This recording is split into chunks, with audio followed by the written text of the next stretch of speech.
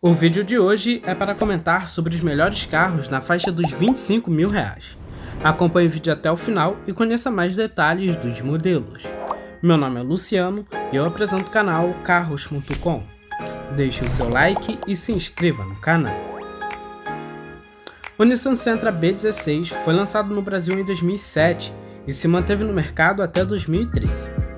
Ao passar do tempo, o Sentra foi perdendo cada vez mais mercado. E embora ele seja um ótimo carro, até mesmo hoje em dia, essa geração não é tão buscada no mercado de usados, pelo menos não como os principais concorrentes, como Civic, Focus e Corolla. Mas o Sentra consegue entregar um ótimo custo-benefício, um custo-benefício melhor que de muitos concorrentes.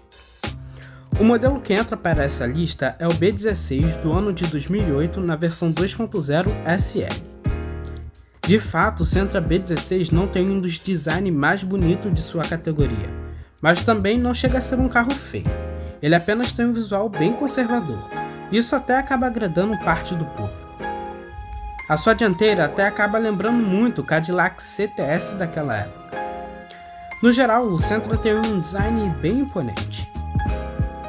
O Sentra já entrega itens bem interessantes, como as rodas de liga leve Aro 16 e faróis de neblina. Mas por ele ser um carro médio, ele já devia entregar o freio a disco nas 4 rodas, embora esse item não seja um grande fator de compra no Sentra, já que ele entrega diversos outros atrativos, como o seu interior, por exemplo. Assim como o design externo, o Sentra é bem conservador no interior, e até pela idade do projeto, o seu interior não passa a sensação de ser tão atual. Mas em contrapartida, ele entrega um bom acabamento, como couro e soft touch no painel e nas portas, além de ter bons encaixes.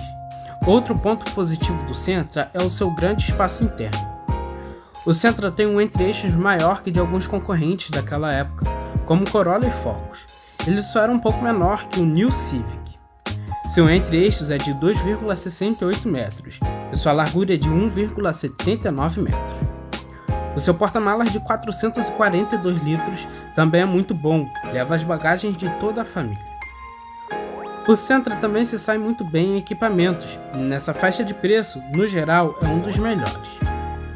A versão SL já entrega de série o volante revestido em couro, com controles para o computador de bordo, para o piloto automático e para o sistema de som simples, com rádio e CD player. Além de ar-condicionado, bancos em couro, vidros, travas e retrovisores elétricos, teto solar, alarme com controles na chave, entre outros equipamentos. Em relação a itens de segurança, é onde o Sentra mais surpreende, entregando um item que nenhum outro carro da categoria entregava naquela época. Além de cinto de segurança de 3 pontos e apoio de cabeça para os ocupantes laterais, o Sentra também entrega os 6 airbags, sendo 2 frontais, 2 laterais e 2 de cortina. Partindo para a sua mecânica, o seu motor é o mesmo usado até hoje no atual Sentra. Esse motor é a gasolina e gera até 142 cavalos a 5.500 RPM e 20,3 kg de torque a 4.800 RPM. O Sentra pesa 1.345 kg.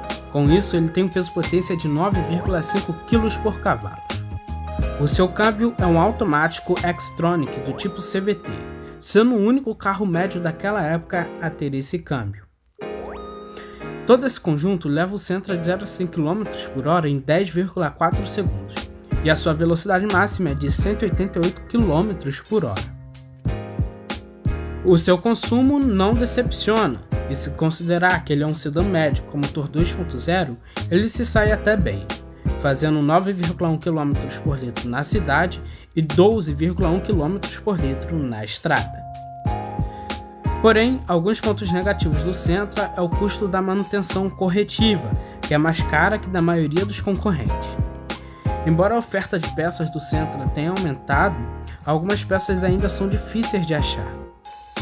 Também é interessante ficar atento a alguns detalhes, como o ruído do câmbio CVT, que acaba surgindo quando se exige muito do carro. E esse pequeno problema pode ser solucionado com trocas de óleo regulamentadas. No geral, o Nissan Sentra é um carro muito confiável. O Nissan Sentra 2.0 SL do ano de 2008 pode ser encontrado pela média de R$ 20 a R$ 25 mil. se tornando uma bela opção entre os sedãs médios. O Sandero foi um dos grandes acertos da Renault. Com o desenvolvimento que também fez parte a Renault do Brasil, ele caiu muito bem no gosto dos brasileiros, também por entregar bons pontos positivos. Ele foi lançado aqui no Brasil em 2007 e chegou muito bem na média do que o mercado já oferecia, porém com alguns detalhes a mais.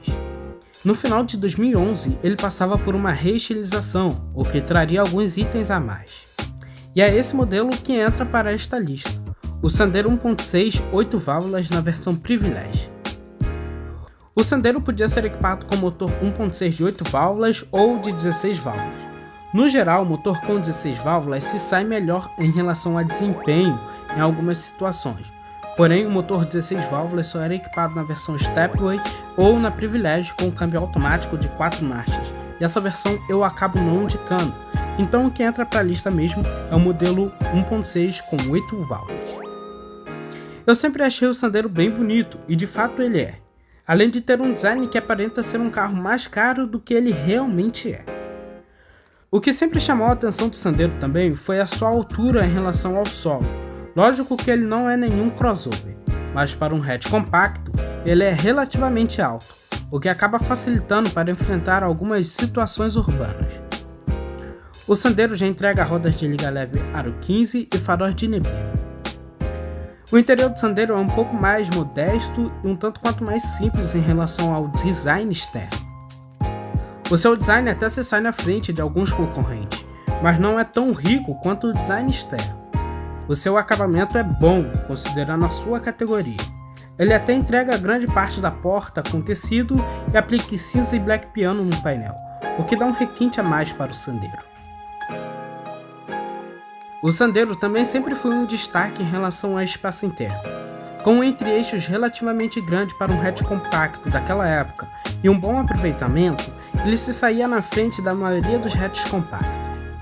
Seu entre-eixos é de 2,59 metros e a sua largura é de 1,74 metros. O seu porta-malas é bem grande, considerando que é um hatch compacto. Ele tem 320 litros. O Sandero tem equipamentos satisfatórios. Ele já entrega o controle de som no volante, computador de bordo, direção hidráulica, vidros, travas e retrovisores elétricos, ar-condicionado, entre outros equipamentos. Em segurança, é interessante buscar o Sandero com o opcional do freio ABS e do duplo airbag. E se ele for equipado com esses dois itens, ele também já vai ter o apoio de cabeça para todos os ocupantes, o que garante uma maior segurança para todos. Partindo para sua mecânica, o seu motor 1.6 é o K4M. Esse motor é flex e gera 95 cavalos com álcool e 92 cavalos com gasolina a 5.250 RPM e 14,1 kg de torque com álcool e 3,7 kg de torque com gasolina a 2.850 RPM. O Sandero é bem leve e pesa 1.055 kg. O que garante um peso-potência de 11,1 kg por cavalo. Seu câmbio é um manual de 5 marchas, o que faz com que o Sandero chegue de 0 a 100 km por hora em 11,7 segundos e atinja uma velocidade máxima de 174 km por hora. O Sandero tem um consumo até muito bom, fazendo dentro da cidade 7 km por litro com álcool e 9,2 km por litro com gasolina. Já na estrada, essa média passa para 9 km por litro com álcool e 12,5 km por litro com gasolina.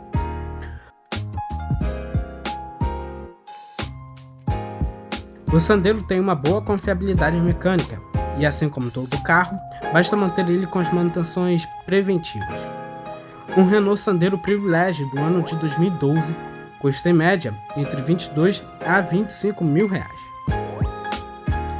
O Fiat Punto nunca foi uma referência em vendas, mas sempre teve grandes diferenciais. O Punto que entra para esta lista é o Sport do ano de 2008. A segunda geração dele, para nós brasileiros, chegou em 2008. Ele chegou com tudo para encarar a concorrência, e ele conseguiu, até porque ele conseguiu bater de frente com seu irmão maior, o estilo. O Punto conseguia ser superior em alguns pontos, principalmente no seu design externo e interno, que era bem mais atual. E falando de design, em minha opinião, ele é um dos modelos mais bonitos da Fiat desde a última década. Sua dianteira ela até tem uma grande semelhança com a do Bravo, mas a sua traseira consegue ser até mais bonita que a do Bravo. E ele se diferenciava pela posição das lanternas, algo que lembra até mesmo um pouco o Focus. O Bravo é equipado com rodas de liga leve aro 16 e faróis de neblina. Seu interior é muito bonito. Em seu lançamento, ele estreou a identidade visual que futuramente todos os carros da Fiat seguiriam. O seu acabamento é bom e fica na média da categoria. Embora ele não esbanje o couro ou o tecido, em algumas partes ele tem esses materiais. O friso vermelho e o painel central em black piano dão um grande requinte para o seu interior. O seu espaço interno é muito bom para um hatch compacto, graças ao seu bom entre-eixos de 2,51 metros e a sua largura de 1,68 metros. Porém, o seu porta-malas de 280 litros talvez não agrade tanto. O Sandero, por exemplo, tem um porta-malas bem maior, mesmo tendo uma proposta de ser um carro um pouco menor. O Punto é muito equipado nesta versão, porém tem que ficar de olho nos opcionais, que eram muitos.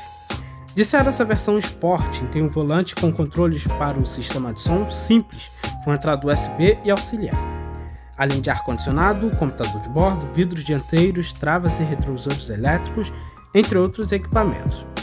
Essa versão podia ser equipada com outros itens, que na época conseguia ser mais completa que muitas versões topo de linha de hatch médio. Como opcional, ela podia ter o ar-condicionado digital e automático de uma zona, bancos em couro, vidros traseiros elétricos, faróis e limpadores com acionamento automático, retrovisor interno fotocrômico e até mesmo teto solar panorâmico, que aliás, é bom ficar de olho nesse teto solar, no funcionamento e na vedação dele. Em segurança, ele também impressiona. De série ele já tem o ABS e o duplo airbag. Como opcional, ele tinha os airbags laterais e os sensores de estacionamento traseiro, algo inédito para sua categoria. Partindo para a sua mecânica, ela já é muito conhecida. O seu motor é um 1.8 GM família de primeira geração. Além desse motor ser muito conhecido na Chevrolet, logicamente, esse motor também é bem conhecido na Fiat. Esse motor é flexi e gera até 115 cavalos com álcool e 113 cavalos com gasolina a 5.500 RPM e 18,5 kg de torque com álcool e 18 kg de torque com gasolina a 2.800 RPM. O Punto pesa 1.170 kg, o que faz com que ele tenha um peso-potência de 10,2 kg por cavalo. O seu câmbio é um manual de 5 marchas, o que garante um 0 a 100 km por hora em 10,3 segundos, e ele consegue atingir uma velocidade máxima de 184 km por hora. Dentro da cidade, ele faz uma média de 6,5 km por litro com álcool e 8,2 km por litro com gasolina. Na estrada, essa média passa para 8 km por litro com álcool e 11,5 km por litro com gasolina.